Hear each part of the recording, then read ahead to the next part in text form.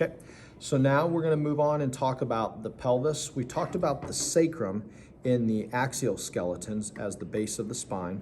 And then we've just begun talking about the os coxal bone, which makes up the first bone when we start to talk about the lower extremity or the appendicular skeleton. So the left and right os coxal bones will fuse in the front to create the pubic symphysis or symphysis pubis joint. And then posteriorly, they're going to come around, and on the ilium, we'll see that these ilial bones, when we talked about the os coxa, there's an articular and auricular surface on the internal side of the ilium that will articulate with the sacrum. And the sacrum also has an auricular and articular surface on the lateral or outside portion of the sacral ala. Now, when the ilium articulates with the sacrum, it creates a joint called the sacroiliac joint. So in the pelvis, we have a left and right os coxa, articulates in the front with the pubic symphysis, and then in the back, the ilium articulate with the sacrum to make two sacroiliac joints here. Key things about the pelvis that we're going to talk about. The first thing is this landmark right here called the pelvic brim.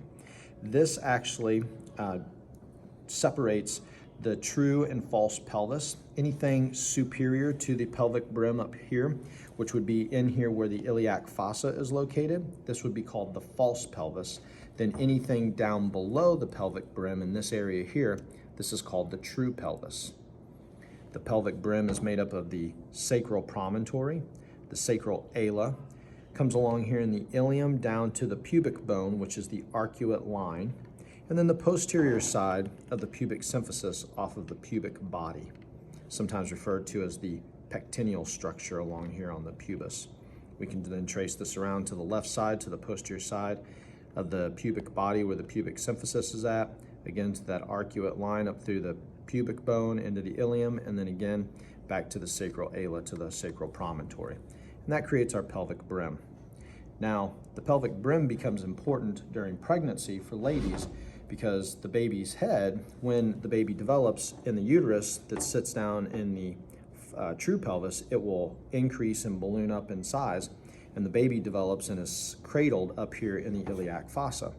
For a vaginal delivery, the baby's head has to pass through the pelvic brim, so we always want to make sure that the circumference and size of the head is smaller than the pelvic brim so the baby can fit through and into the birth canal.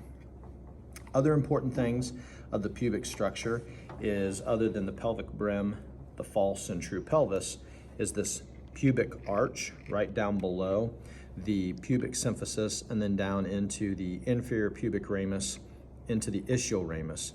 On a female pelvis versus a male pelvis, the female pelvis, the pubic arch will be greater than 90 degrees, like we see here. On the male pelvis, this pubic arch or angle will be less than 90 degrees. So you can see that it's much more narrow or acute on the male side versus the angle of the pubic arch on the female side. If you compare these side by side, a lot of times you will find that the structure of the female pelvis will be wider from side to side. Also, that the female pelvis is a little more open, where the male pelvis is a little more turned in and closed. And a lot of times the male pelvis will be taller and narrow compared to the female pelvis. Okay, so those are our pelvic structures.